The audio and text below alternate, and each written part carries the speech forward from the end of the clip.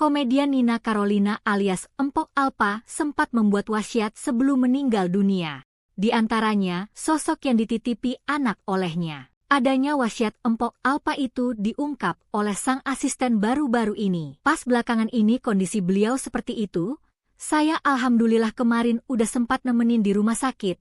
Ada beberapa amanat beliau yang memang harus wajib saya jalanin, ujar Tika, Sabtu, 16 Agustus 2025. Dalam wasiat itu, Empok Alpa sempat berpesan agar Tika membantu menjaga keempat anaknya jika dirinya tiada. Mendapat wasiat itu, Tika pun bertekad akan membantu menjaga anak-anak Empok Alpa. Terlebih, Empok Alpa selalu baik kepadanya semasa hidupnya. Meski begitu, Tika tak membeberkan wasiat lain dari Empok Alpa. Insya Allah saya bisa, beliau nitip anak-anaknya.